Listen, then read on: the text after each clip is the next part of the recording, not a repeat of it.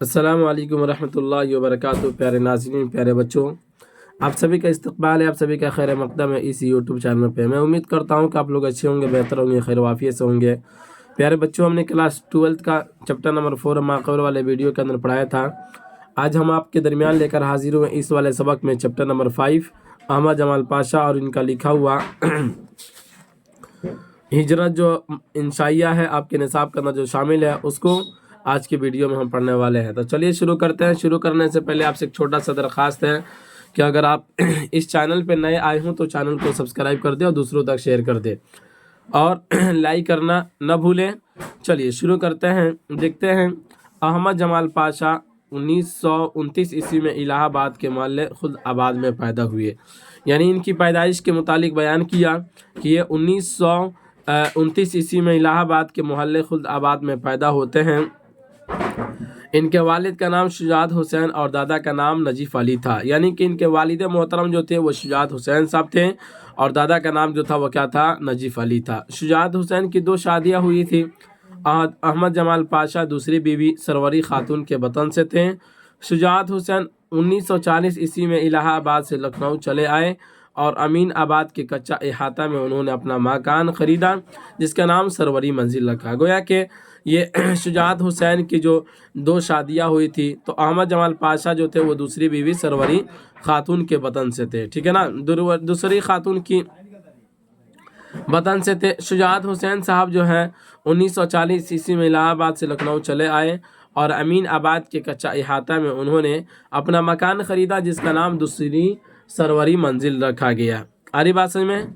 चलिए अब आगे बढ़ते हैं। कहते हैं कि अहमद जमाल पाशा ने 1950 ईस्वी में क्वींस हाई स्कूल लखनऊ से मैट्रिक, 1953 ईस्वी में क्रिश्चियन कॉलेज से इंटरमीडिएट, 1956 ईस्वी में लखनऊ यूनिवर्सिटी से बीए और 1958 ईस्वी में अलीगढ़ मुस्लिम यूनिवर्सिटी से एमए किया। मतलब ये कि इन्होंने अपनी तालीम के दौरान का जो सिलसिला इनका रहा तो उसके बारे में साहिब किताब ने बयान किया कि 1950 ईस्वी में हाई स्कूल से इन्होंने मैट्रिक पास किया था। उसके बाद 1953 ईस्वी में इंटर पास किए और फिर बीए वगैरह पास करने के बाद अलीगढ़ एमए यूनिवर्सिटी से क्या कहते हैं और लखनऊ यूनिवर्सिटी से बीए किया था और 1958 ईस्वी में अलीगढ़ मुस्लिम यूनिवर्सिटी से एमए किया। उसके बाद बयान करते हैं, कहते हैं 1957 ईस्वी में उन्होंने sir Syed hall magazine scholar का पैरोडी नंबर निकाला। इसी साल झलक बुक डिपो अलीगढ़ ने उनकी किताब मजाज के लतीफ़े शाये किए। यानी इस तरह से उनकी ज़िंदगी के मरहला को बयान किया गया कि ये जब तालीम से फारिग हो गए तो सैयद हॉल मैगजीन स्कॉलर का पैरोडी नंबर निकाला। फिर उसी साल क्या कहते हैं, झलक बुक डिपो अलीगढ़ ने उनकी किताब के मजाज के लतीफ़े शाये किए। उसके बाद कहते हैं बाबू, अलीगढ़ से एमए करने के बाद ये लखनऊ वापस आ गए और महानामा औद पंच का इजरा किया। 1961 ईस्वी में रोज़नामा कौमी आवाज़ के शोबे इदारत में शामिल हुए जिससे जुलाई 1976 ईस्वी तक वाबस्ता रहे। यानी कि अलीगढ़ जब आए वहाँ से और महानामा औद पंच का इजरा किया, यानी कि उन्होंने इसका मुताला जारी किया। उसके बाद कहते हैं रोज़नामा कौमी आवाज़ के शोबे इदारत में शामिल हुए जिससे जुलाई 1976 ईस्वी तक वाबस्ता रहे। यानी कि ये कौमी आवाज़ के शोबा जो चल रहा था तो उसमें ये 1976 ईस्वी तक क्या रहे, वाबस्ता रहे। बयान करते हैं आगे, अहमद जमाल पाशा 2 मरतबा इज़दिवाजी रिश्ते में बंधे, यानी कि 2 शादियाँ इन्होंने की। पहली बीवी से अलहदगी के बाद 1966 ईस्वी में उनकी दूसरी शादी सरवर जहां से हुई जो बाद में सरवर जमाल के नाम से मशहूर हुई। उसके बाद कहते हैं 1976 ईस्वी में 1976 ईस्वी में वह मुस्तकिल क़याम की खातिर अपनी ससुराल सिवान चले आए जहां 1976 ईस्वी में उन्हें ज़किया आफाक इस्लामिया कॉलेज में उर्दू लेक्चरर की मुलाजमत मिल गई। 28 सितंबर 1987 ईस्वी के दौरान मुलाजमत ही दिल का दौरा पड़ने से पटना में उनका इंतकाल हो गया। 29 सितंबर 1947 ईस्वी को तलहट्टा यानी सिवान में उनकी तदफीन अमल में आई। इस तरह के इनके ज़िंदगी के मरहला को साहिब किताब ने बड़ी उम्दा अंदाज में बयान किया है। चलिए ठीक है, आगे देख लेते हैं। अहमद जमाल पाशा कुल वक्ती अदीब थे, यानी कि ये अदीब थे। तंज़ ज़राफ़त उनका ख़ास मैदान था, यानी कि इनका जो ख़ास मैदान था वो तंज़ और ज़राफ़त, ये इसके ऊपर ज़्यादातर लिखा करते थे, जिसका एतराफ़ करते हुए गालिब एकेडमी ने 1986 ईस्वी का सागर सौरी गालिब एवार्ड उन्हें अता किया था। यानी कि गालिब एकेडमी जो था इसका एतराफ़ किया था कि तंज़ो ज़राफ़त में जो है ये माहिर है, और उसी के बाद इनको सागर सौरी गालिब एवार्ड भी इनको दिया गया। इनकी अहम किताबों के नाम इस तरह है: अंदेशाए शहर, सितमे ईजाद, लज्जत आज़ाद, मज़ामीन पाशा, चश्मे हैरा, पत्तियों पर छिड़काव, ज़राफ़त और तनक़ीद, उर्दू के 4 मज़ाहिया शायर, फ़न लतीफ़ा गोई, मुल्ला नसीरुद्दीन के लतीफ़े, मजाज के लतीफ़े, शौकत थानवी की मज़ाहिया सहाफ़त, दुनिया की लोग कहानियाँ, बहादुर टंबा, हुजूयात मीर गालिब से माज़रत के साथ। यानी कि जितने भी नाम जो जिक्र किया गया 16 नंबर तक, ये सब के सब क्या है, उनकी अहम किताबों के नाम है बाबू। तो ठीक है ना। तो ये रहा अहमद जमाल साहब के पास, अहमद जमाल पाशा साहब के बारे में ये मुख्तसर सा मालूमात जो आप तक पेश किया गया। चलिए अब इनका लिखा हुआ जो हिजरत इंशाइया आपके निसाब के अंदर शामिल है उसको पढ़ लेते हैं, बयान करते हैं। बंजारो, देखिए यहाँ पे हिजरत, बाबू हिजरत के माना मैं आपको बता देना चाहता हूँ। पहले हिजरत के मतलब होता है एक जगह से दूसरी जगह चल जाना, ठीक है ना, वही हिजरत कहलाता है, ठीक है ना। तो यहाँ पे खाना बदोश जो लोग होते हैं ना, जो इधर उधर वो बैठे रहते हैं, इधर उधर जाकर वो अपने घर बना कर रहते हैं, तो वो लोग उनकी एक कायमी जो ये चीज़ होती है ना, मतलब एक जगह रह कर वो अपनी ज़िंदगी गुजार सके। खाना बदोशों की ये क्या कहते हैं, ज़िंदगी में इस तरह की कोई भी बातें नहीं होती, वो आज यहाँ है कल कहीं और, परसों कहीं और चले जाते हैं।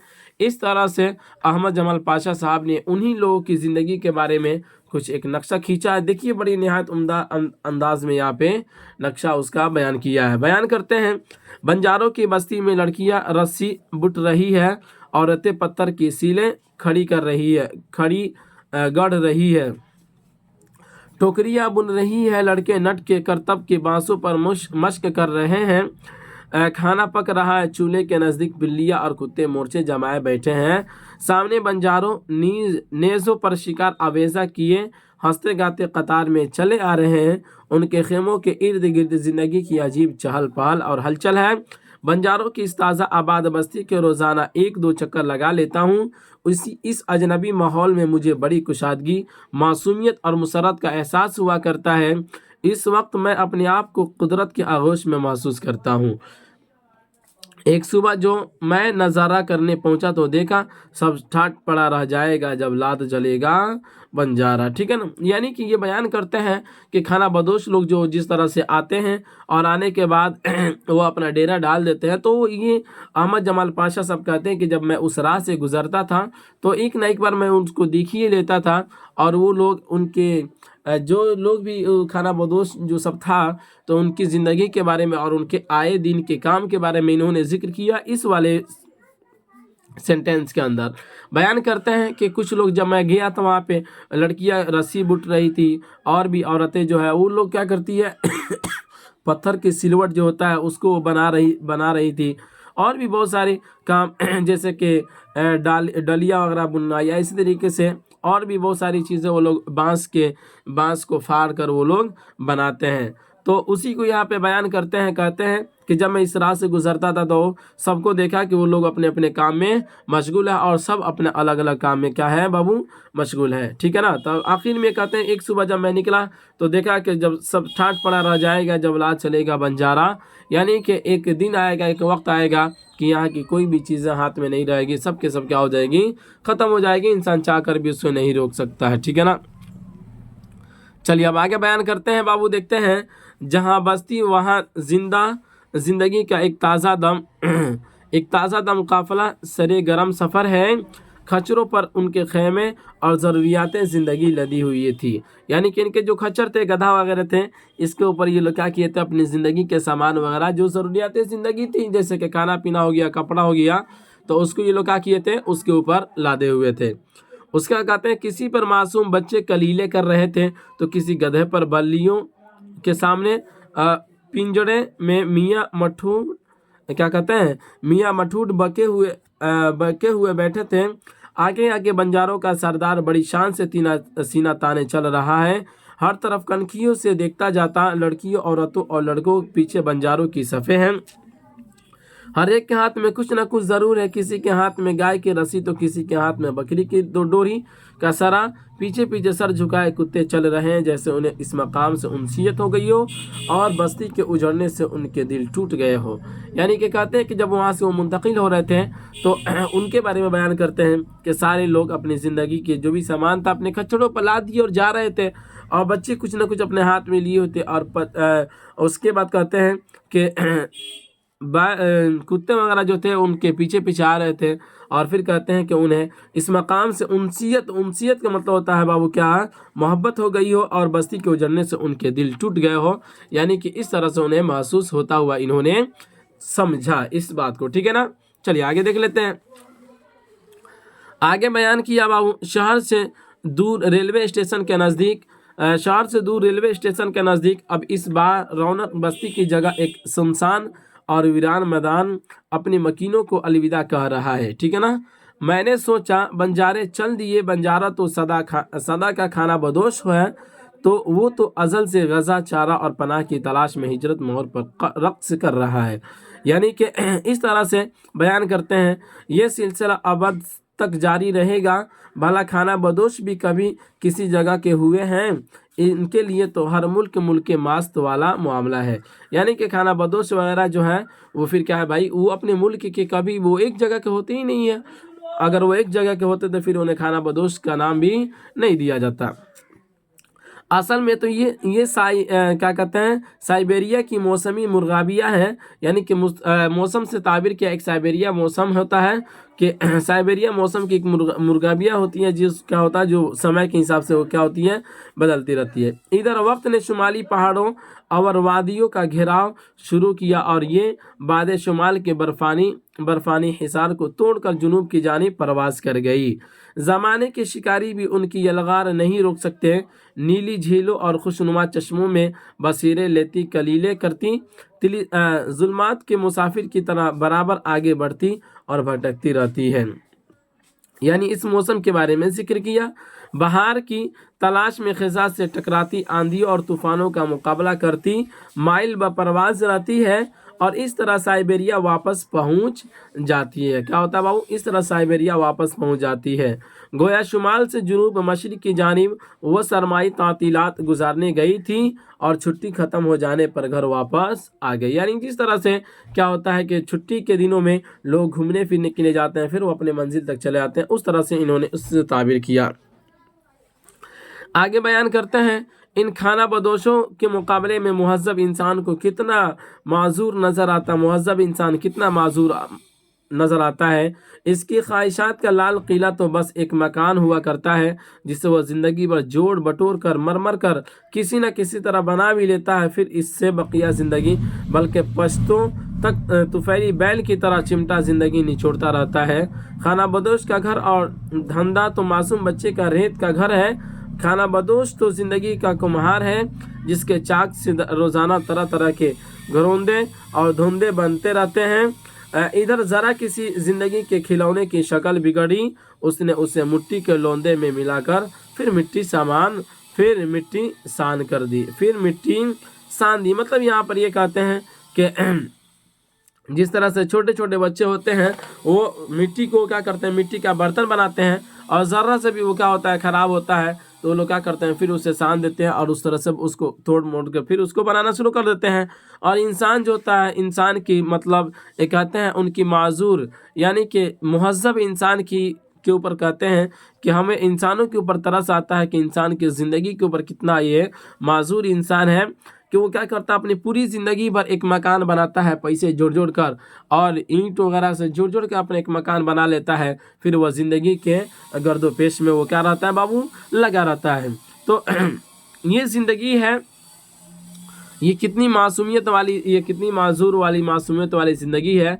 आगे कहते हैं, मैं जब भी खाना बदोशों को देखता हूँ तो मुझे ऐसा एहसास होता है कि वो समाज से कटे हुए हैं। क्या है बाबू, समाज से अलग है, जुदा है और रफ्ता रफ्ता इतने मुकम्मल कट चुके हैं कि अब वो खुद एक समाज बन गए हैं, यानी कि वो इतने ज़्यादा कट गए हैं कि अब वो खुद एक समाज बन गए हैं। जैसे ज़मीन और चांद अपने अपने मदार पर गर्दिश माहो साल में मसरूफ़ सफ़र हो, समाज से कट कर वो इतने कमज़ोर हो गए हैं जैसे बड़े भाई के मुकाबले छोटा भाई। इसलिए शहरों और कस्बों और देहातों की आबादियों के दिलों में उनके लिए कोई जगह बाकी रह गई है, न इज्जत, न जगह बाकी रह गई है, न इज्जत। इसलिए बरादरी खुर्द बस्ती के बाहर किसी रेलवे स्टेशन, तालाब या उफ्तादा बाग के पास पड़ाव डालते हैं जहां उनका कोई पुरसाने हाल नहीं। इसलिए कानून का आहानी शिकन उन्हें कसे रहता है और हर नाकर्दा गुनाह की सजाएं उन्हें खुश आमदेद कहती रहती है। उन्हीं कुदरत की गोद से छीन कर शहर के कदमों में भेंट चढ़ाने वाला लामुतनाही सिलसिला जारी रहता है और बनबास का चांद ग्रहण में रहता है। ठीक है ना। मतलब ये कहते हैं बाबू कि इनकी ज़िंदगी के बारे में, खाना बदोशों की ज़िंदगी के बारे में बयान करते हैं कि जिस तरह से इनकी ज़िंदगी की कोई एक ठिकाना नहीं है और ये समाज से कट कर बिल्कुल ये अलग हो चुके हैं।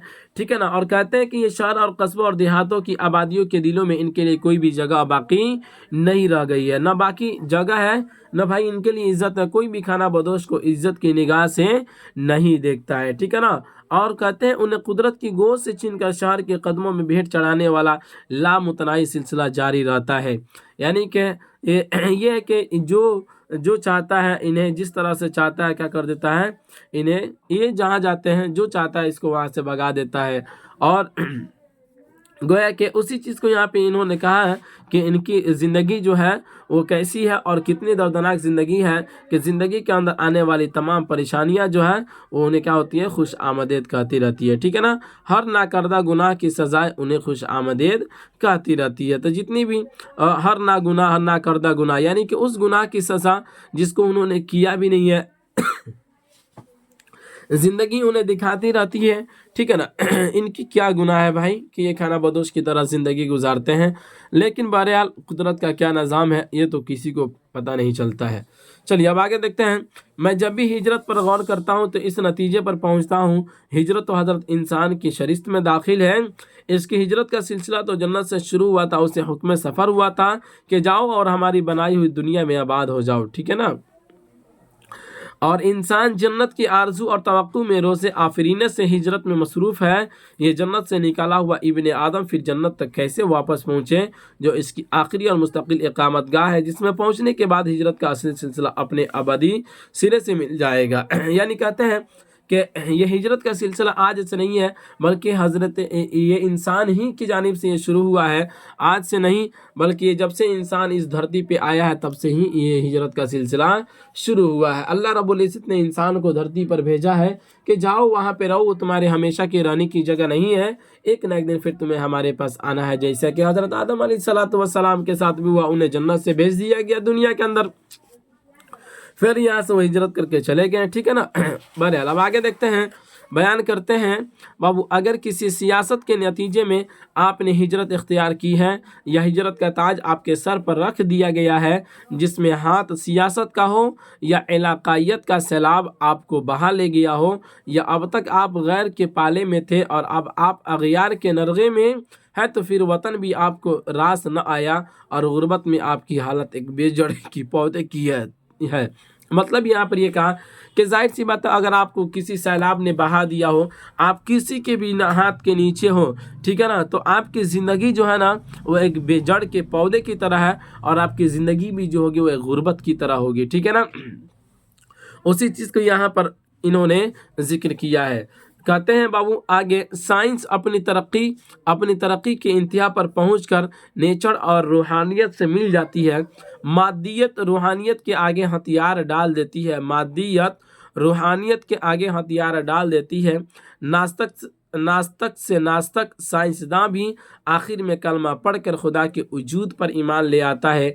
इसलिए मुझे शुबा है कि साइंसदान चांद सितारों पर जो कमेंदे डाल रहे हैं वो एक सैयारे से दूसरे सैयारे की जानिब हिजरत के सामान को पैदा कर रहे हैं। कहीं ये दरियाफ्त और इंकिशाफ की आड़ में जन्नत तक पहुंचने का कोई शॉर्टकट तो नहीं तलाश कर रहे हैं। यानी कि ये कहते हैं बाबू कि साइंसदानों की आज टेक्नोलॉजी जितनी ज़्यादा आम हो चुकी है उनके बारे में जिक्र किया کہ یہ سائنسداں جو ہوتے ہیں نا جو ریسرچ کرنا جب شروع کرتے ہیں تو آخر میں اللہ رب العزت کے وحدانیت کا اقرار کرتے ہیں اور کلمہ توحید پڑھ لیتے ہیں، ٹھیک ہے نا۔ پھر اس کے بعد بیان کرتے ہیں کہ یہ جو ہے ایک سیارہ سے یعنی زمین ایک سیارہ ہے، تو آسمان کیا کہتے ہیں چاند پر جانے کا ان لوگوں نے جس طرح سے راستے ڈھونڈ لیے ہیں، یہ اس سے یہ تو نہیں سمجھ میں آ رہا ہے کہ یہ اسی کی آڑ میں رہتے ہوئے یہ جنت میں جانے کا کوئی شارٹ کٹ راستہ تلاش کر رہے ہیں، ٹھیک ہے نا۔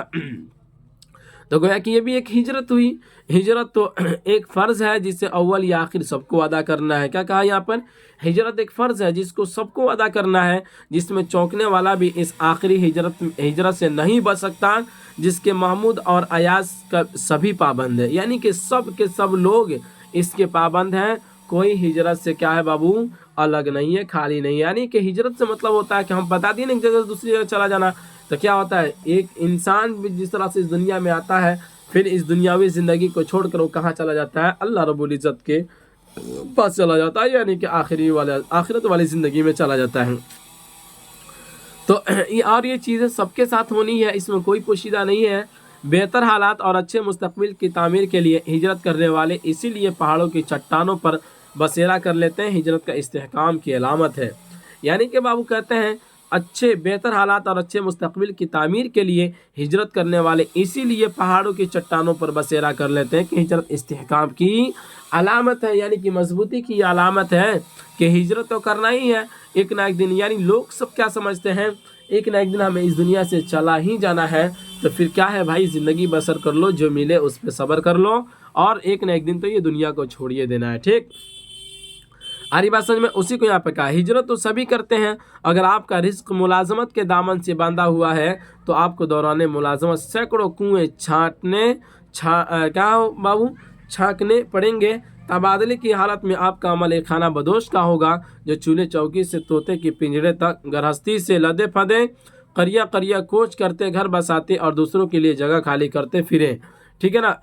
یعنی کہتے ہیں کہ اگر آپ کسی ملازمت میں ہیں، یعنی کہ کسی نوکری میں ہے، تو پھر اس میں بھی تو کیا ہوتا ہے ہجرت کرنا ہوتا ہے نا۔ آپ ہزاروں بستیوں کو چھوڑ کر فاند کر آپ جاتے ہیں، ایک جگہ سے دوسری جگہ کو خالی کرتے ہیں۔ دوسروں کے لیے جگہ خالی کرنا نہ صرف ایک تہذیبی عمل ہے بلکہ قانون قدرت بھی ہے۔ قانون قدرت یعنی کیا کہتے ہیں؟ دوسروں کے لیے جگہ خالی کرنا نہ صرف ایک تہذیبی عمل ہے بلکہ قانون قدرت بھی ہے۔ یہ قانون قدرت کا بھی یہ قانون ہے کہ کیا ہے بابو کہ ایک جائے گا تو پھر ایک آئے گا، وہ جائے گا تو پھر دوسرا کوئی آئے گا۔ آپ بے شک مکان بنا سکتے ہیں مگر آپ یہ نہیں بتا سکتے ہیں کہ اس میں آپ کو رہنا کتنے دن ہے اور بسنا کس کو ہے۔ مکان ہوتے ہوئے بھی شہروں بستی کب تک آپ کو دیس پردیس کا پانی پینا ہے، ٹھیک ہے نا۔ یعنی کہ آپ اس دنیا کے اندر دیکھتے ہیں انہوں نے بڑی اچھی باتیں کہی گئی ہے، یعنی انہوں نے روحانیت کو تازہ کر دیا ہے، کہ روح کو تازہ کر دیا اس چیز سے، ٹھیک ہے نا۔ یعنی کہ آخرت کی جھلک اس کے اندر انہوں نے ڈال دی ہے کہ آپ اس دنیا کے اندر بس گھر تو مکان تو بنا لیتے ہیں، بہت عمدہ مکان بنا لیتے ہیں، لیکن اس پیسہ کمانے کے لیے آپ در بدر بھٹکتے رہتے ہیں، شہر بھٹکتے رہتے ہیں، بستی بھٹکتے رہتے ہیں، اور آپ یقینی کے ساتھ دعویٰ کے ساتھ یہ نہیں کہہ سکتے ہیں کہ اس مکان کے اندر یا کہ اس گاؤں کے اندر ہم کو اتنا دن رہنا ہے اور اس میں اتنے لوگ رہ سکتے ہیں اور یہ لوگ رہ سکتے ہیں، آپ یقینی کے ساتھ نہیں کہہ سکتے ہیں۔ اسی کو یہاں پر ذکر کیا۔ چلیے پھر آگے دیکھ لیتے ہیں۔ کہتے ہیں اگر آپ دیار عرب، یورپ یا امریکہ میں مقدر آزمائی کر رہے ہیں تو پھر آپ کی خانہ بدوشی رنگ لا رہی ہے، ٹھیک ہے نا۔ یعنی کہ اگر آپ ان جگہوں پہ اگر جا رہے ہیں اور یہاں پہ جا کر آپ کیا کر رہے ہیں، کیا کہتے ہیں بابو وہاں پہ رہ رہے ہیں، تو سمجھو کہ آپ کی خانہ بدوشی رنگ ہی لا رہی ہے۔ ایسا مقدر کا سکندر تو ڈال کا ٹوٹا پتا ہے جس سے خود نہیں معلوم کہ ہوا کا اگلا جھونکا اسے کہاں لے جائے گا، وہ خود کہاں، بیوی بچے دوست احباب کہاں، وہ جہاں بھی جائے گا اس کا خوشگوار ماضی یادوں کے گھوڑے پر سوار اس کا تعاقب کرتا رہے گا۔ مطلب یہاں پر یہ بیان کرتے ہیں کہ آپ تو دیس بدیس پھرتے چلے جاتے ہیں، آپ اپنے گھر کو چھوڑ دیتے ہیں، اپنے بیوی بال بچوں کو چھوڑ دیتے ہیں، پھر آپ چلے جاتے ہیں روزی کی تلاش میں، اور آپ کو یہ بھی پتہ نہیں ہوتا کہ ہوا کا جھونکا، اگلا جھونکا ہمیں کہاں سے کہاں لے کر چلا جائے گا۔ اور پھر انسان چلا جاتا ہے اپنے گھر دوار کو، اپنی بیوی بال بچوں کو چھوڑ کر چلا تو جاتا ہے، لیکن پھر کیا ہوتا ہے کہ اس کی یادیں جو ہوتی ہے، اس کی माजी, वही कहा उसको, उसका खुशगवार माजी यादों के घोड़े पर उसका सवार होकर उसका ताक़ुब करते रहता है, यानी उसका पीछा करते रहता है। इसका मतलब ये हुआ कि जब वो इंसान अपने काम में लगा रहता है तो फिर उसकी यादें जो होती है, माजी में जो की हुई चीज़ें होती है, की हुई बातें जो होती है, किया हुआ जो काम होता है, वो उसका पीछा कभी भी नहीं छोड़ता। वो हमेशा उसके बारे में मुतफक्किर रहता है, उसको सोचते रहता है। आगे बयान करते हैं, मगरिब की जानिब हिजरत तो ऐसी है जैसे किसी आज़ाद पंछी के सोने के पिंजरे में कैद कर दिया जाए। मगरिब गुलामी की अलामत है, मगरिब गुलामी की अलामत है। इसमें तो एक मुहाजिर को तन्हा हिजरत करनी होती है। यहाँ अंसार का कोई काफिला नहीं होता। दूसरे कम्बे और कल्चर से दस्त बरदार बनबास, क्या कहते हैं, बनबास में वो तन्हा देश से आने वाले खित्तों के सहारे जीता है। हर खत उसके लिए एक नया धमाका होता है। वो एयर कंडीशन मकान में रहता है, मोटरों पर उड़ा फिरता है। अपनी सारी आरज़ू और तमन्नाओं को खिलौनों की तरह सजाए उनसे खेलता रहता है, मगर क़ुव्वत ख़रीद भी उसे तमानियत और ज़हनी आसूदगी नहीं बख्श सकती है। यानी कि इंसान जो होता है ना, वो उसको हज़ारों आराइश की चीज़ें उसको दे दी जाती हैं, लेकिन फिर भी क्या है, वो उसे इत्मीनान और सुकून नहीं होता है। चलिए अब आगे देखते हैं। कहते हैं बाबू, महाजिर तो यानी हिजरत करने वाला तो छोटा भाई है जो अपने मदार से हटकर गर्दिश में है, यानी घूम रहा है, फिर रहा है। खुद तो इंतहाई बेहतर मगर सबर आजमा हालात में है, मगर दूर दराज वतन में इसकी बीवी उसके आबाई घर में हस्मे उसूल अपने आप तप रही होगी, या खाना पकाने में बावर्ची खाने के सिल पर मसाला पीस रही होगी। यानी कहते हैं कि ये तो चला जाता अपनी बीवी को छोड़कर, क्या पता कि उसकी बीवी किस हाल में है अपने घर में, ठीक है ना, खाना बना रही है, फिर बावर्ची खाने में और सिलवट जो होता है उसके ऊपर मसाला पीस रही होगी। सरपरस्त और निगरां से महरूम उसके बच्चे स्कूल से भागकर गली में गुल्ली डंडा खेल रहे होंगे, ये किसी को पता नहीं है कि नहीं। जो जैसे कि देखते हैं बचपना जो होता है, तूफूलियत वाली ज़िंदगी जो होती है वो कितनी अजीब होती है कि आदमी बच्चा जाता है पढ़ने के लिए स्कूल वगैरह के अंदर, तो वहाँ अपने मास्टर साहब से छुप कर निकल जाता है किसी न किसी हीले से, और फिर गुल्ली डंडा में या कि कबड्डी में या कि क्या कहते हैं क्रिकेट वगैरह खेलने में लग जाता है। तो उसी को इन्होंने एक नक्शा खींचा है कि सरपरस्त और निगरां से महरूम उसके बच्चे स्कूल से भागकर गली में गुल्ली डंडा खेल रहे होंगे। वह खुद किसी आलीशान दफ्तर या आज़िमुशान फैक्ट्री में उनके हालात बेहतर बनाने के लिए और अदर टाइम और ज़रकशी में मसरूफ़ होगा, मगर हालात का ऊँट घर में किसी और करवट बैठ रहा होगा, ठीक है ना। यानी कि जाहिर सी बात है, इसमें ये बात मानी भी जा सकती है, कही भी जा सकती है कि उसके कोई भी इंसान जो होता है जब वो जाता है तो अपनी बीवी अपने बाल बच्चे को हालात को बेहतर बनाने के लिए वो अजीमुशान फैक्ट्री में यानी अजीम फैक्ट्रियों के अंदर वो काम करता है, और अपने बीवी बाल बच्चों के हालात को बेहतर बनाने के लिए वो रातों दिन काम करता है, मेहनत करता है। लेकिन उसे क्या पता कि हमारे घर का माहौल जो है और हमारे बाल बच्चों की ज़िंदगी जो है वो कोई और करवट ले रही है, वो किसी और करवट का वो इंतज़ार कर रही है, ठीक है ना, उसे कुछ भी पता नहीं रहता है। मैं जब भी हिजरत का तस्वुर करता हूँ तो मुझे इसमें इंसानी भाईचारा, आलमी यकजहती, इस्तेहकाम और उसअत का एहसास होता है। एक ऐसा